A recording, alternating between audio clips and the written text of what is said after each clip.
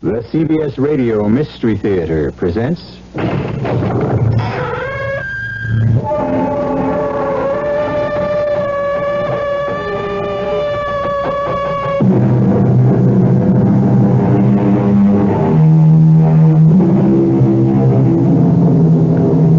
Come in. Welcome. I'm E.G. Marshall. If your blood runs cold at specters rising from the moss-grown grave, or bloody murder of the innocent, while the evil and the damned hold sway, now is the time to leave. All right, if you prefer to stay, come with me now to the strange and forbidding house that fades and reappears strangely in the mists of the moors where it is situated. The house of Cadmus Melchior, where the handsome Baron Mark Staunton is making a request which sounds more like a command. I want Melinda. Must you invade my privacy? This laboratory is open to no one but me. I was your son-in-law. I have the right. I cannot live without your daughter. Melinda has been dead for 7 years. But you can raise her from the grave. You must. It's true. I believe I am very close at last to the elixir of life. Then in God's name, use it to bring Melinda back to me. No, not yet. Not yet. You were so close to death yourself. What are you afraid of? My fear is more for you. I warn you, my son.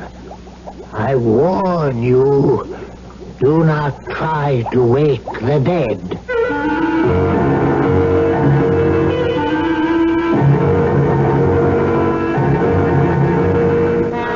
Our mystery drama, The Spectral Bride, was written especially for the Mystery Theater by Ian Martin and stars Michael Wager and Joan Loring. It is sponsored in part by Anheuser-Busch Incorporated, Brewers of Budweiser, and Buick Motor Division. I'll be back shortly with Act One. Never heard of beer on the rocks? No? Swell. The people who brew Budweiser never have thought ice in your beer was such a cool idea anyway. If you only knew how ice cuts down the head and waters the taste. Oh, a chilling thought. A downright tragedy with Budweiser especially. Budweiser is the king of beers. The only beer in America that's beechwood aged, naturally carbonated. Which means Bud brews its own bubbles. Tiny ones, over a dense lattice of beechwood strips. The beer ages the best way, the right way, naturally. But add an ice cube and bloop, there goes all that extra effort. So if you forget to cool enough Bud, skip the cubes and put your Budweiser on ice for a while, on the coldest shelf in your refrigerator. Even if the wait does frost you a little, it'll be worth it. Anheuser-Busch, St. Louis. It's Frigidaire Factory Discount Days. Frigidaire Factory Discount Days? What do you get? What do you get? Coupons for cash refunds. Cash refunds? That's right. Between September 22nd and October 12th, it's Frigidaire Factory Discount Days. And you can get cash refunds when you buy selected Frigidaire appliances. You get a $10 cash refund direct from Frigidaire when you buy an FPCI 170T refrigerator, an RSC 36 range, a WCD washer, or a DCD dryer. You get a $15 refund when you buy an LC2 or an LCT 120 Skinny Mini Home Laundry Center. And you get a $25 refund when you buy both the washer and dryer. To receive your refund, just mail the coupon provided by your Frigidaire dealer and proof of purchase direct to Frigidaire. Coupons for cash refunds? Where are they at? Where are they at? At your nearest Frigidaire appliance dealer. So have a good day on Frigidaire.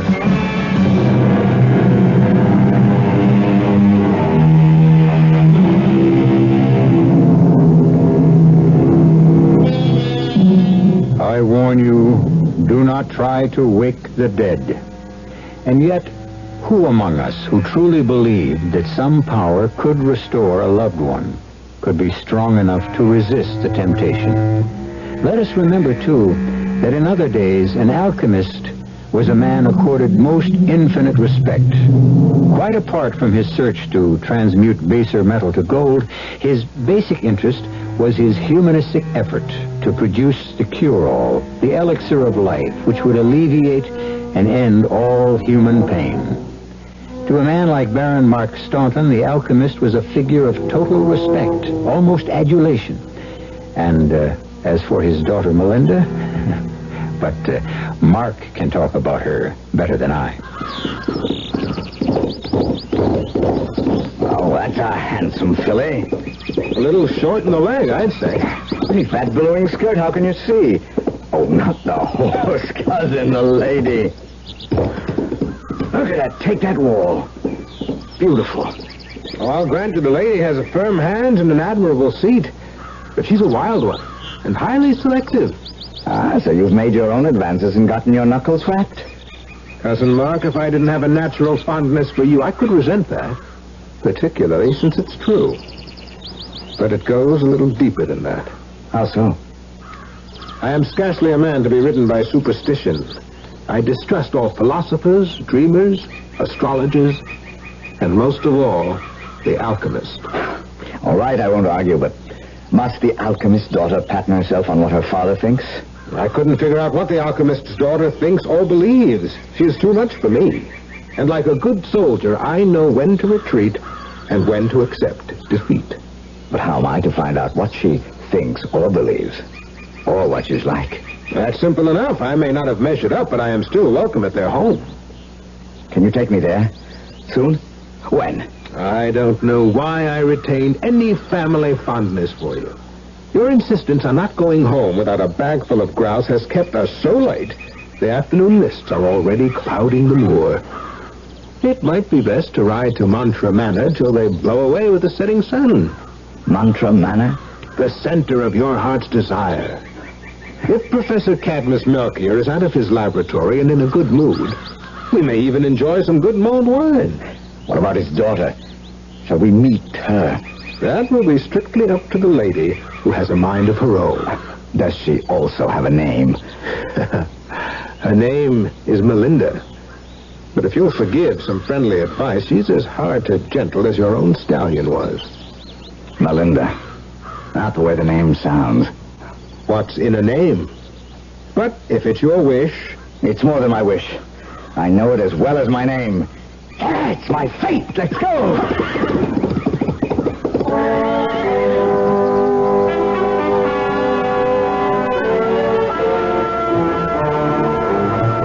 The alchemist was a tall, cadaverous man with piercing green eyes that gleamed like emeralds from the shadows beneath great tufted brows.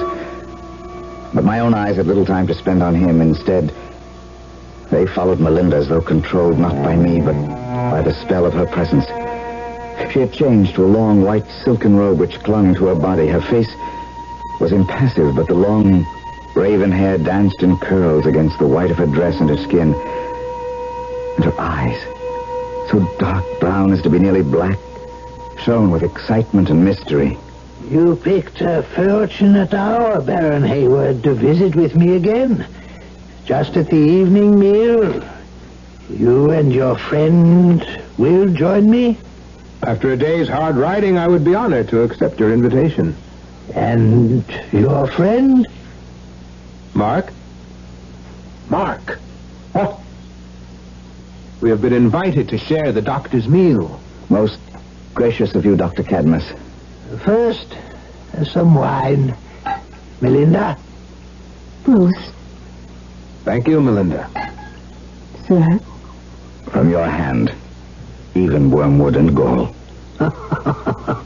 I trust you will find my wine more to your palate than that. Sire? Thank you, daughter. You may leave us alone now. I could have killed him cheerfully. Naturally, I thought Melinda would be joining us.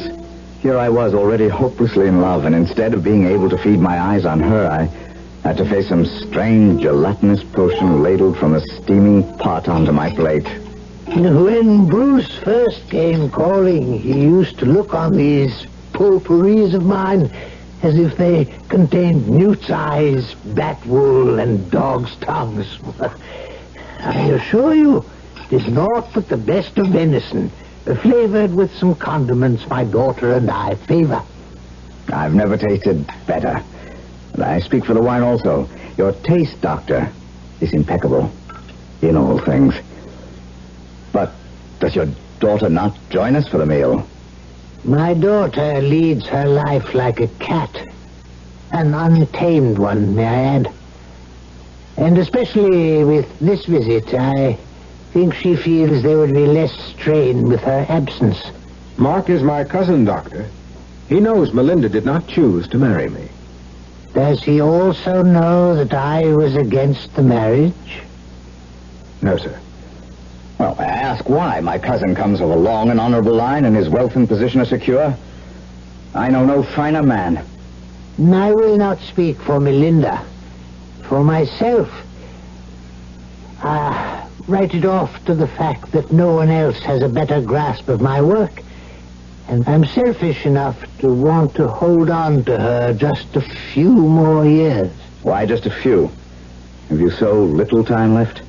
My death is written in the stars. I'm not as selfish as you might think. But I am close, so close to the elixir of life that I hope I do not lose her help till that moment is here. And you will hold her till then? I will try. The end is all. At my age, I'm less concerned with ends than with beginnings. My remark in itself might have seemed harmless enough, but the professor or doctor was supersensitive to underlying meanings, and those searching eyes turned on me as if they could search out the uttermost meaning of my soul. I felt for a moment as though a ghost had crept across my grave.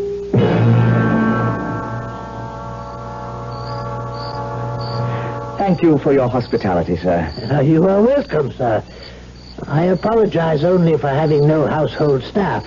All my slender resources go into my experiments. That's why I had to ask Bruce to go fetch your horses. I should have gone with him. I lingered only in the hope of bidding good evening to the Lady Melchior. And I held you only to suggest that you forget Melinda. I'm afraid that would be an impossibility, Doctor. I was afraid of that. You object if I try to call on her? I doubt if it would do any good. But my daughter is her own mistress.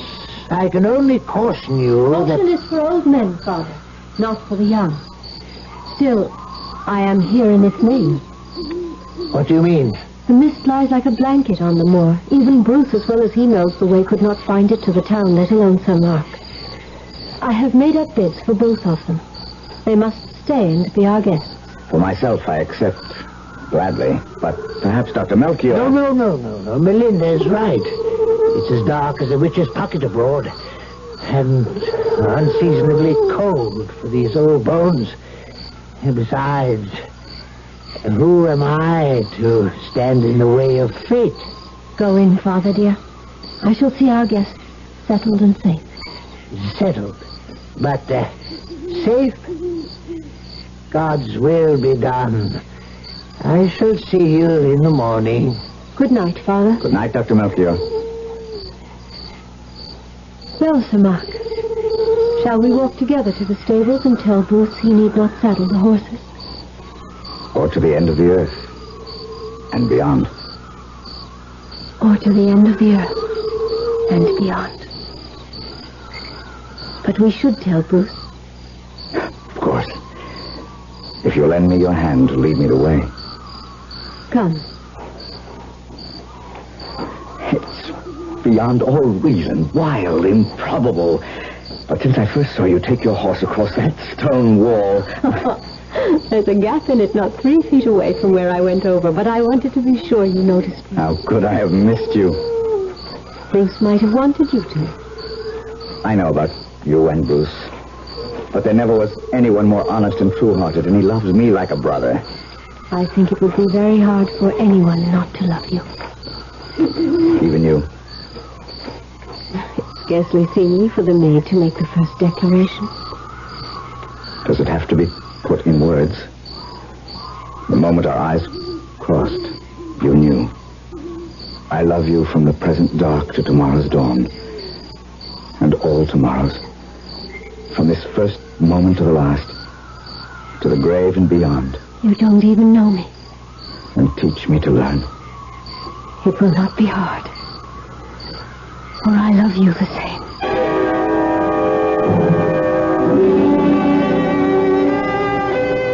Tomorrow we will say the words. The actual words that bind us. Forever.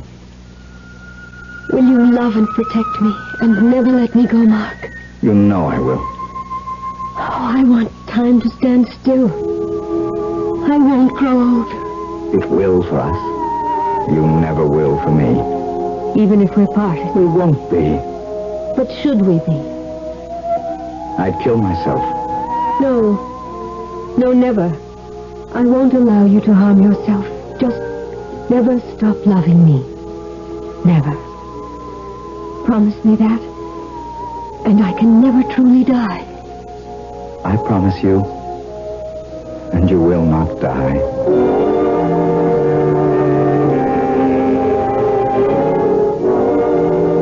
We were married. And lived 6 months in such a state of bliss and absolute love that not one solitary thing, not even a vagrant thought of any world beyond us, intruded on our paradise.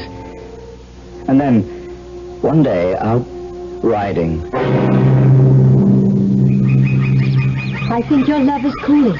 It needs reviving. Remember the first day you saw me? Feel this hand blaze?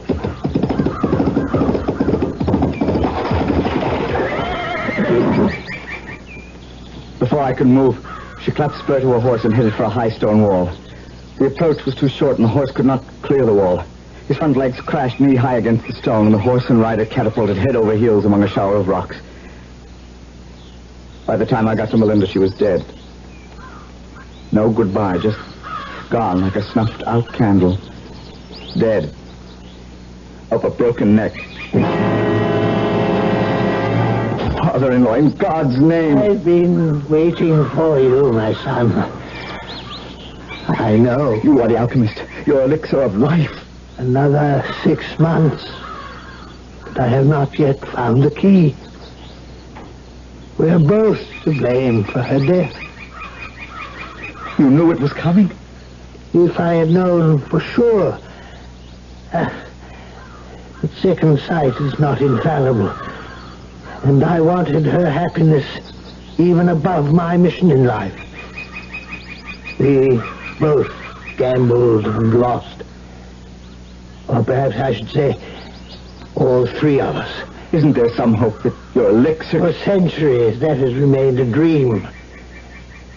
Melinda is in the grave forever. No. No, I'll never accept that. I'll find a way. We cannot fly in the face of God, my son. From this day forth, because of what he has taken from me, I renounce him. And I damn him to take his place with Lucifer and all the other fallen angels. How easily in the heat of passion, of the agony of loss, the thoughtless words spring to our lips. How fortunate we are that so seldom are we held to account for them. But the Baron Mark Staunton was not to escape so easily, nor his unwilling partner, Dr. Cadmus Melchior, as we shall see when I return shortly with Act 2. Excuse me, sir. Yeah? I would like to ask a deceptively simple question. Okay. I say deceptive because few people seem to know the answer. Go ahead. Are you ready? Yeah, ready as rain. Okay. No, wait. I think that should be right as rain. Oh, well, No, wait. Make that ready as I'll ever be, okay? Ready as I'll ever be. Whatever. Yeah. Anyway, the question is this. Yeah, go ahead. What happens this time of year? Huh? That's it. That's the question. That's the $64,000 question.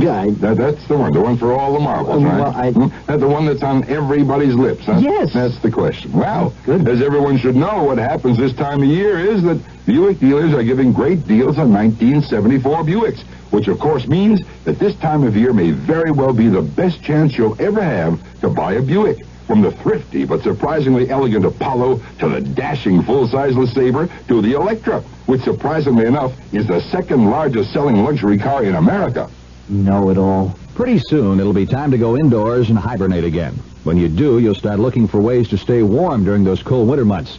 Frank Lieber here with some help from True Value Hardware Stores. They have Arvin's Radiant Fan Forced Heater, for instance, to warm that hard-to-heat workshop laundry area or any room in your home. Has a big reflector to move heated air faster and a safety tip-over switch. It's just $10.88. You'll stay warm on the inside, too, with the hearty meals you cook in Presto's 6-quart pressure cooker. It cooks up to 10 times faster, so foods retain their natural vitamins, minerals, and flavor. Made of sturdy cast aluminum, it costs just $14.88. True Value Hardware Stores have a General Electric Chronotel digital alarm clock, too, to help you get out of bed on those cold mornings. It's compact in size and has large, easy-to-read digits that rotate smoothly and quietly. It's only $9.88. You'll find them all at your nearby participating True Value Hardware store.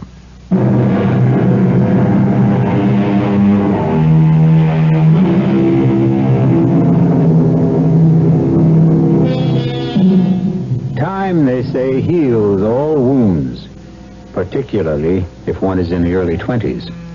And loneliness was far from Baron Mark Staunton's natural estate. Indeed, the extent of his physical estate made it incumbent on him to be married and to produce heirs who would maintain the line. And so, within the year, he had married well, unlike his cousin Bruce, still a bachelor. Darling, why so pensive? Oh, I was just thinking of poor lonely Bruce. I swear he enjoys our children more almost than we do. I hope that isn't so with you. It certainly isn't with me, Mark. Oh, Anne, my lovely wife and mother. No man could ask for a fuller, richer life than I have. You find me a satisfactory wife? You have all the love I have to give. Why should you question it? It's foolish, I know, but every time Bruce comes to visit... What? Oh, I'm ashamed of myself, really. But it brings her to mind, and I ask God to forgive me for what I feel about a young girl who met a sad death so early. We have never talked about my first wife before.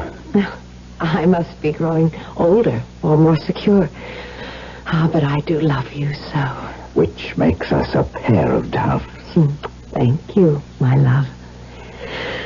And now I must go up to the children's room and be a bear. I know how they adore their Uncle Bruce, but he does get them so excited with his games and fun, and I can never get them off to sleep. I'll send him down. As I stepped to the fire to stir it up, somehow that simple exchange between a comfortably married man and wife had evoked another picture. That wild, tempestuous, selfish passion of 7 years ago. And from the glowing embers, the face of Melinda, dark eyes ablaze, hair flying in the wind. The face I had so long forced out of my mind suddenly faced me, accusing me, reminding me of all the irrevocable promises made in the heat of youth. I was glad to be interrupted as Bruce came to join me. You lucky old sinner. 2 wives and kids like that. What? What's the matter? What ails you? Oh, memories. More and more they haunt me. First it was only in my dreams, but now they invade my waking hours. What are you talking about? Melinda. What else? All those years ago and still not out of your mind. Is she out of yours? Bruce, how would you like a visitor by month's end? You? You know my hunting lodge is too small. Just your old hunting companion. And the grouse season is at its height. Anne and the children go to visit Milady and her Earl, and I would go to greater lengths to miss that dull, dreary household. That's not fair to Anne. Oh, not Anne, bless her. She's been the finest of wives and mothers, just her kin.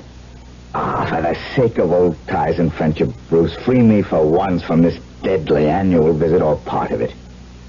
Invite me, when Anne returns, to shoot with you over old grounds. A man's retreat to his own company. It would be good to ride along with you again across the moors. Selfishly, I would welcome the visit.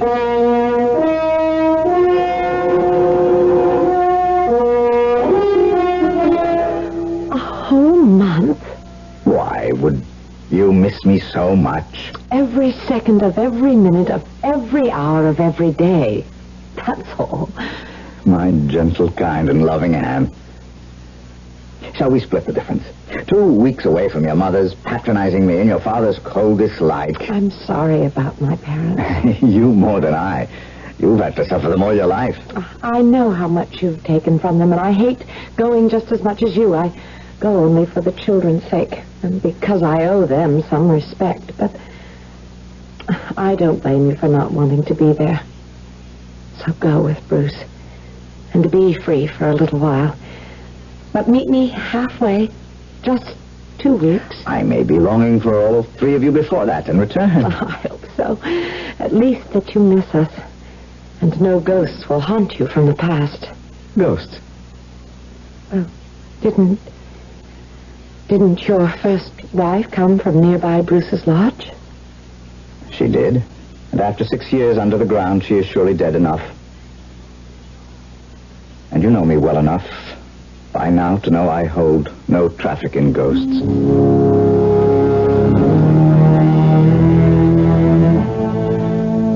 And so I went with Bruce back into the past. Did I really believe it had no hold on me? Was the tomb I had built in the darkest recesses of my heart for Melinda total recognition of her death? Or did some irrational hope still burn like a flame? That first night at Bruce's hunting lodge, we drank more than we should have and stayed up far too late. It was the darkest hour before the dawn when I was awakened by...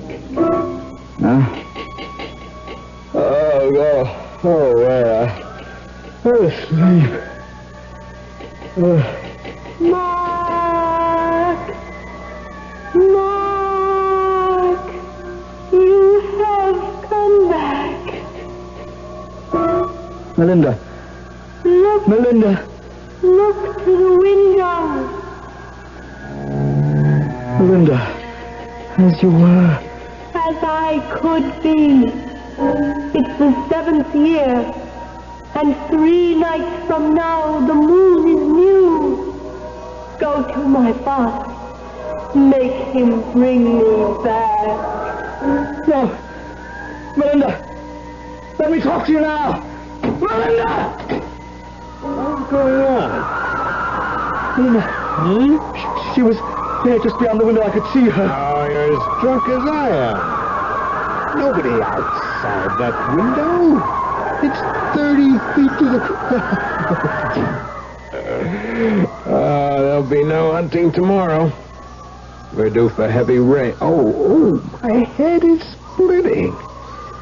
Let's both go to bed and sleep off our carousing. I shall ask for nothing better than that.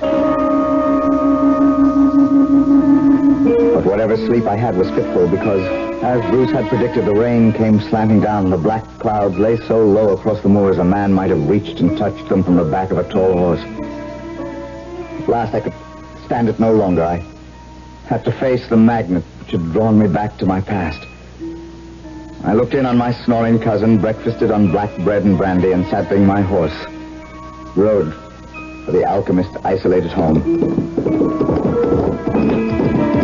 Suddenly it was 7 years ago, and I almost expected Melinda to appear out of the fog.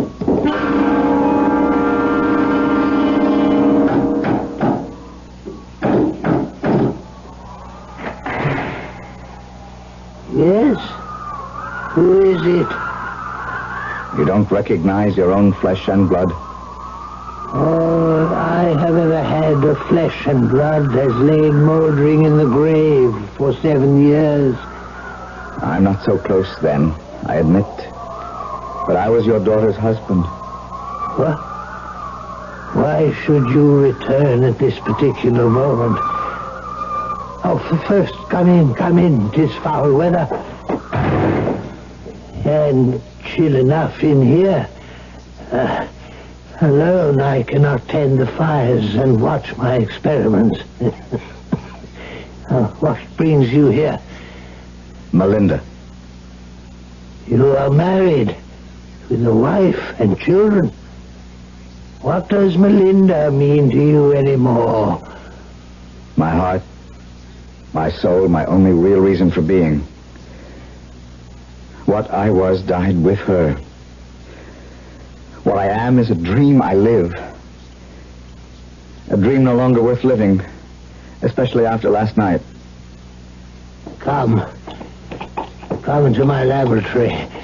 It's the only place where there is warmth.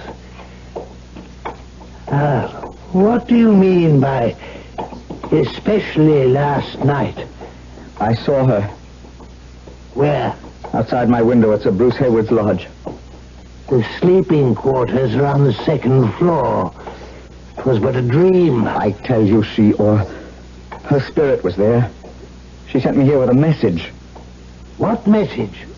That this was the 7th year, and in 3 nights the moon is new. She bade me tell you, bring her back. No, I cannot listen to her plea. Why not? What do you know of science, any of you? The weary hours, the years of failure, and the curse of failing hope. The need for direct experiment and the lack of subjects to try it on. And beyond and deeper than that, the right, where the man has the right to meddle in the affairs of God. That means you have found the elixir. I didn't say that. You must be close. Close, yes. Close. And little hope of being closer. My age, and there is no more money. Why not try it on yourself? How do you suppose I have existed these past years? On the elixir? One person doesn't create proof. I can make so little, but I think it has sustained me. And can't it do the same for Melinda? That is so different. She has been dead for 7 years. But you can raise her from the grave. You must. Reflect on one thing. If she could be brought back from the beyond, you are hers forever. Be aware now that if I could bring Melinda back, you would never be rid of her. This marriage would be for eternity, forever, till the graves all open wide and the dead revive on Judgment Day.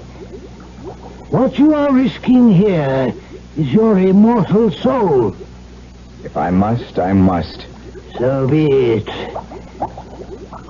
The time will never be more advantageous. Meet me alone by the gallows tree, and I will transport you from there to the grave where Melinda waits for you. And me. But I warn you, if you value your life, do not keep our appointment. Do not try to wake the dead.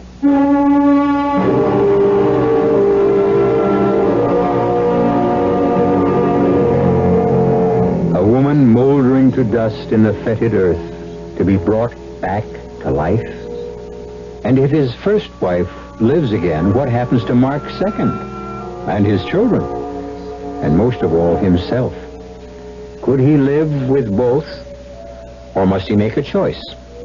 Will he be allowed a choice? In attempting to give life to Melinda, is he perhaps signing his own death warrant? I'll be back shortly with Act 3. I want that sinus medicine. Headache tablets? No, sinus medicine. Sinus tablets. Helps the headache and the pressure. Oh, you mean sign-off. Exactly. Headache pain is one thing. A sinus headache is something else. Sometimes your whole face can seem to throb with pain. You want relief. Take Sign-Off tablets. SINEOFF, the sinus medicine that gives you a full dose of pure aspirin, plus a sinus drainer. Sign-Off, the sinus medicine that helps relieve sinus pain while you drain. And Sign-Off doesn't stop there. Have you tried Sign-Off Sinus Spray, the fastest known form of sinus congestion relief? It works in seconds. That's Sign-Off Sinus Spray. When sinus flares up, use Sign-Off tablets and spray, only as directed. SINEOFF. Sign-Off. Exactly. Sign-Off, the sinus medicines in the bright red box. My daughter, the Dallas Times Herald carrier, has what she calls some good news and some bad news. The cost of home delivery of the Dallas Times-Herald is going up. Starting October 1st, it's going to cost $3.40 to have the Dallas Times-Herald delivered in Dallas County. It costs more to deliver the paper because it costs more to produce it. For example, there's a worldwide shortage of newsprint, and costs have gone up 27% this year. There's also a shortage of printer's ink, and that cost has doubled. Okay, now for the good news. The Dallas Times-Herald is still the best-written, best-read newspaper in town. This year it won more journalism awards than any other newspaper in Texas. And this year it's overtaken the morning paper in total Sunday circulation. So while you have to pay more to have Dallas's leading newspaper delivered to your home, it's still a bargain. And a bargain these days is good news.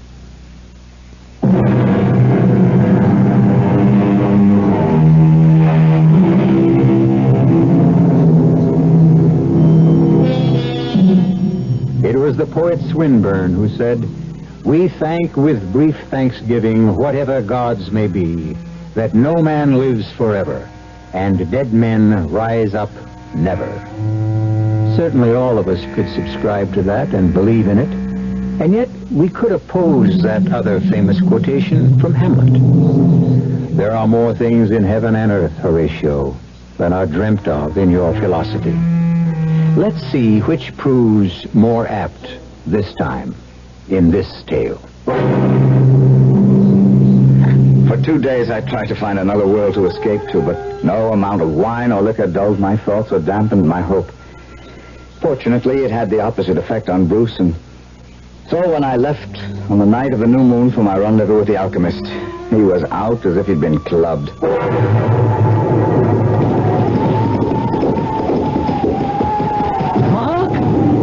Yes, Doctor? You are alone? Yes. Then follow me to the graveyard. Will the rain make any difference? There will be no rain there. We are expecting.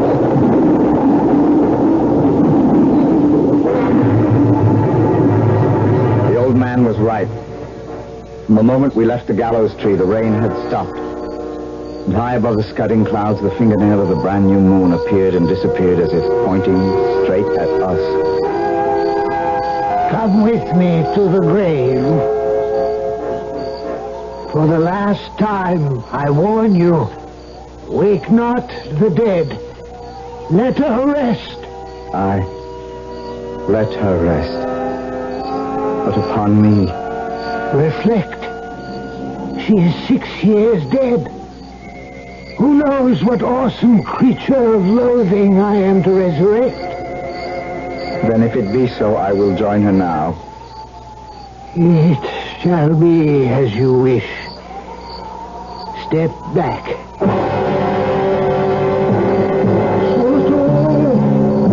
Now the Savior. As I stepped back, Glowing sun. I took the sorcerer's stick and drew 3 circles about the tomb.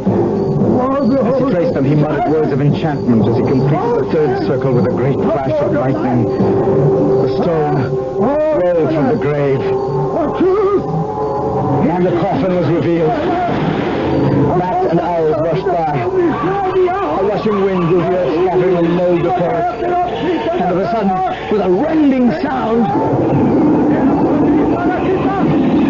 the coffin lid burst open as the moonbeams streamed as bright as if it were the full. Then from a skull which Cadmus had filled with a smoking liquid, he poured the elixir on the grave, crying, The heart beats once more with the flood of life. Thine eye is open to sight.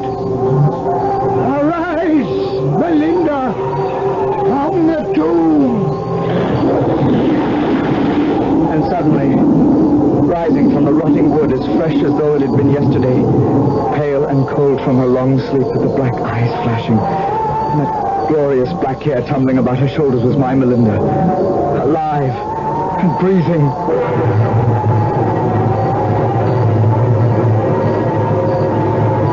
Thank you, my beloved doctor, for restoring her to me. My last act, my last warning. We should have left the dead in peace. May God forgive me.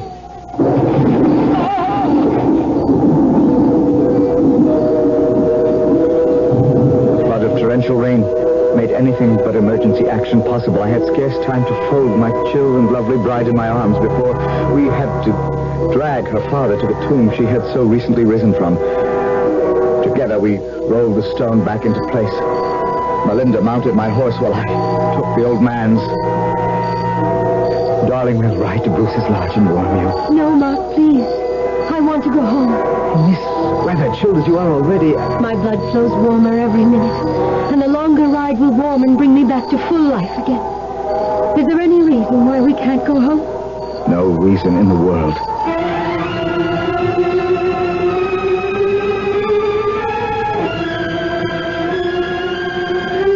Beloved, you're so cold, so cold. How could you expect the chill of the grave to melt so soon? Shall I take you to my bed and warm you with my body? Too soon for that. You're not my husband anymore. I am your lover. Who broke your pledge to me? Remember? Oh, Melinda, You left me to rot in the grave. I begged your father to try the elixir to raise you again. He said it was not ready. He told me he had foreseen your death if you married me. He felt it was God's will. So you married another woman, and with her you conceived the children who might have been mine. I did all that. But it was I who drove your father into bringing you back. And now? Anne and the children will not be back for 3 weeks. We have all that time together to renew our love. For 3 weeks? And then? Well, we will come to some arrangement, some place for you to stay, or part of the castle, or Anne back with her parents, whatever works best. No!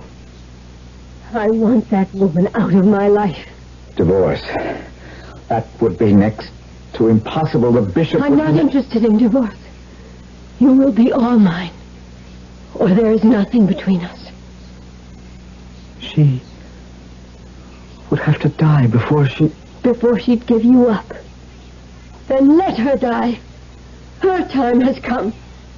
There is only one way for me as what I was, and will forever be, your wife. Alone. I was warned. I should have known, admitted it. And I was trapped. I loaded my pistols and, mounting my horse, rode for my father-in-law's house and Anne. I had no clear idea of what my intent was. I was mad, of course, and possessed. I had to have Melinda no matter the cost. And Anne was in the way. At her father's castle, I found Anne in the turret. It was a mild evening with a soft wind blowing, and I didn't know what I would have to do after I'd explained it to her, like everything else in our life. She resolved it. Hear the gulls cry in the distance, Mark. So strident when they are near. So mournful far away. It's like a sound I've heard faintly in my heart ever since we married. I gave you all the love I had to give. You said that once before. I should have read it more clearly. I thought Melinda could be forgotten. Vain thought now. Oh, and what can I say? Say? There's nothing to be said. What can you do? That's more to the point, isn't it? There are no halfways, and divorce would never be recognized. So what? Shall you shoot me? No. I wouldn't want to force you to do that. I used to come up here when I was a little girl, and I would think, how lovely if I could step from this turret, spread my skirts, and fly like the seagulls, skimming downward to the sea. It's because I love you, you see. Go fast, for no one knows you're here. Take care of the children. No! Goodbye. I love you.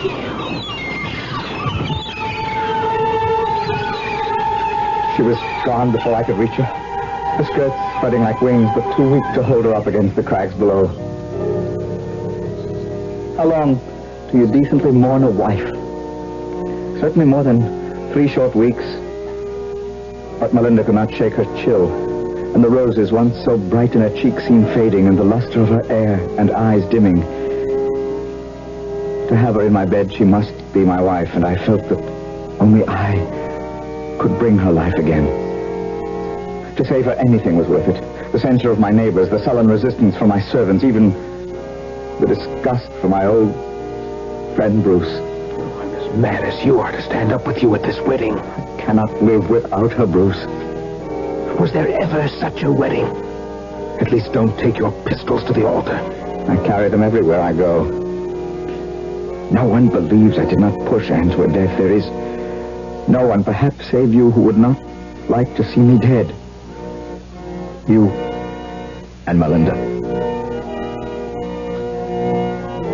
Oh, God. Look at her in that white veil and pure white dress. Was anything ever lovelier? I was drunk with love, an undeserved happiness. The ceremony went by in a daze until at last I turned to put the ring on her finger. In sick horror, I gazed at her hand. A skeleton's hand.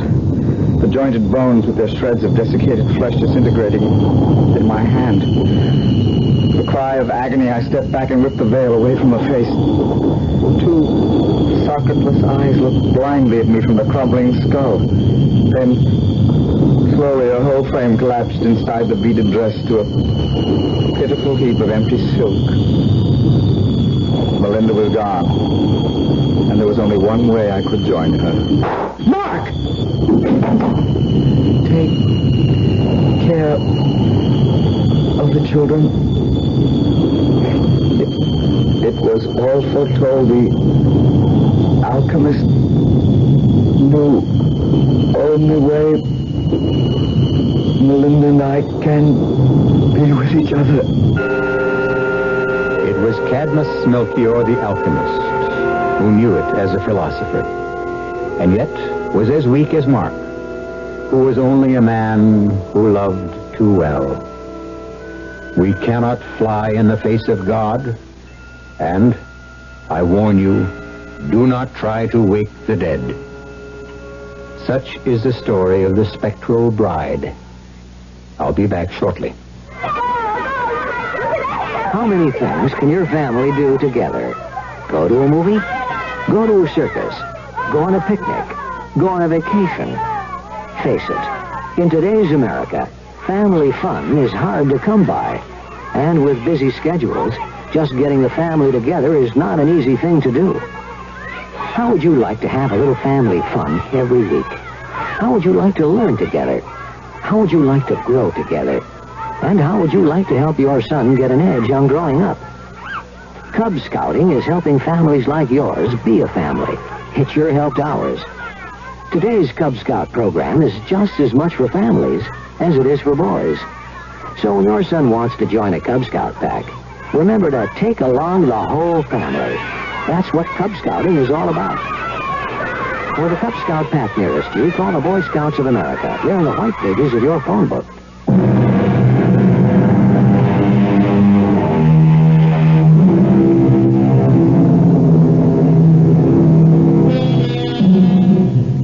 I don't know at what hour you heard this story, or what season of the year. For me, whenever I tell it, even on a summer's evening, some hint of old age always creeps into my bones. The fingertips chill, and my wife complains of cold feet. Mine. It does chill the blood, no doubt of it. And I hope it isn't true. Our cast included Michael Wager, Joan Loring, Patricia Elliott, Robert Dryden, and Jordan Charney. The entire production was under the direction of Himan Brown. Now, a preview of our next tale. You'll help, George. I've always helped him. I'll still help him after I'm dead. Walt. Oh, Walt. Mrs. Loomis, you must leave now. After I'm dead, I'll come back for George. Mrs. Loomis. Yes. Goodbye, Walter. Goodbye for now. Doctor. I'm sorry, but there isn't a chance in the world He can hang on for minutes, days, but we can't save him. But I was just talking to him. You heard. I heard nothing. He wasn't saying anything. But I heard him. I heard him. Mrs. Loomis, it's just your imagination. Radio Mystery Theater was sponsored in part by Sign-Off, the sinus medicines. This is E.G. Marshall inviting you to return to our Mystery Theater for another adventure in the macabre. Until next time, pleasant dreams.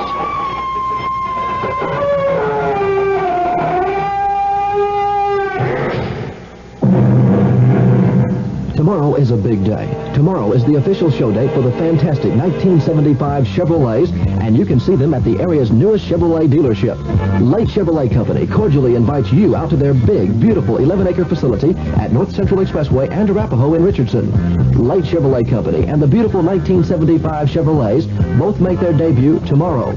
See them both at North Central and Arapahoe. Light Chevrolet and the 1975 Chevrolet lineup of cars and trucks. Wow, what a team. I think people are oftentimes surprised by the amount of money we can save them on their homeowner's insurance. State Farm agent Bob Rain of Cincinnati, Ohio. Certainly, State Farm offers a very fair, very competitive price on our homeowner's policy. If you put the great service along with a very, very fair price, I think you've got